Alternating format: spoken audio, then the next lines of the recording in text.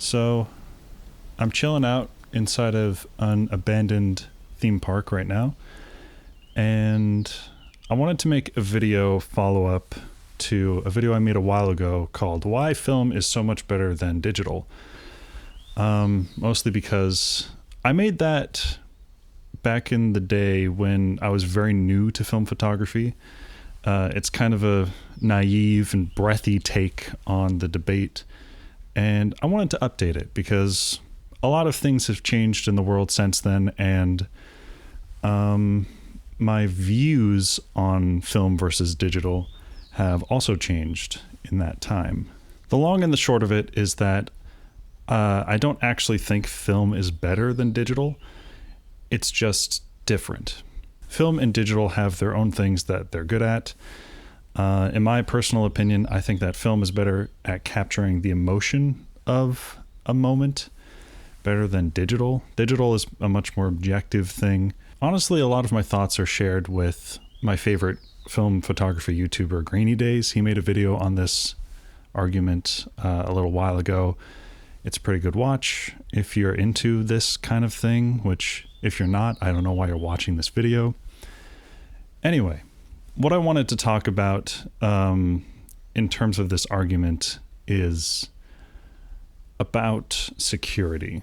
Since making my first video on this topic, AI has grown in sophistication to the point where AI-generated videos are, at a glance, just as real looking as videos that were recorded with a camera, which is scary. This is a really weird time for like the world of art and media.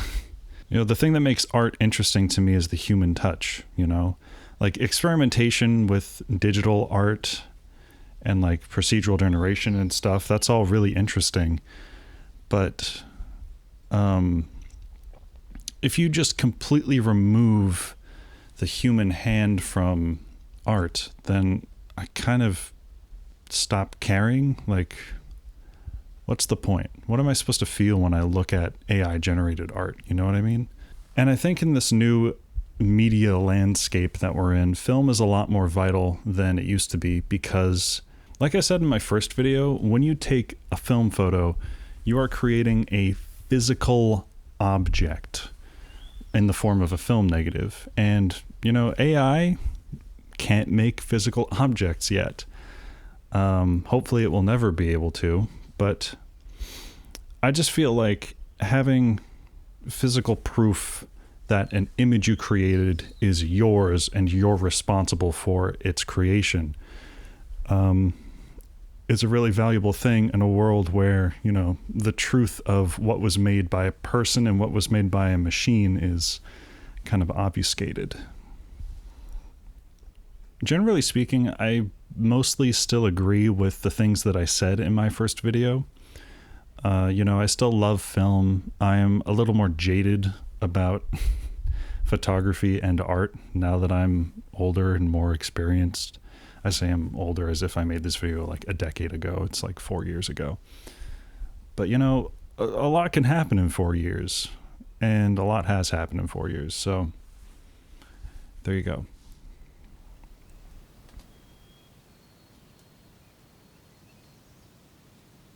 Another thing that I've thought about a lot since making that first video is like proof of ownership. Do you guys remember when like NFTs were a thing? I mean, I'm sure they still are, but it's not like super mainstream like it was a couple of years ago.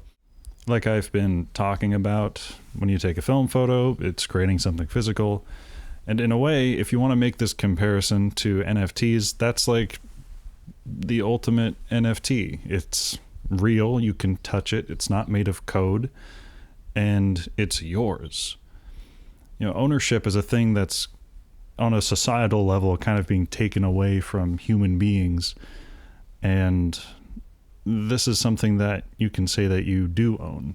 You're not renting it from a corporation, you're not paying a subscription fee to be able to own this image, you just have it. You know? And I think that's a valuable thing, is being able to own something.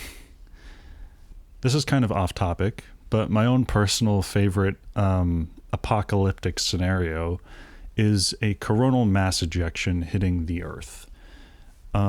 Which, I mean, when I say it like that, and if you don't know what a coronal mass ejection is, that sounds like I want the Earth to be destroyed. I don't, just to be clear. The effects of a coronal mass ejection, which is basically just a supercharged solar flare, is it has the potential to wipe out anything electronic. It's basically an extremely powerful EMP. So the world would basically be plunged in this theoretical scenario where a really powerful CME hits the Earth. The world would be plunged into the Dark Ages again. And obviously, like, everyone's lives would suck so much more if that happened. But at the same time, I kind of like the idea of being removed from electronics and kind of going back to a more pure human experience. Because, you know, at least half of our lives are online now. We talk to each other through the internet, through screens.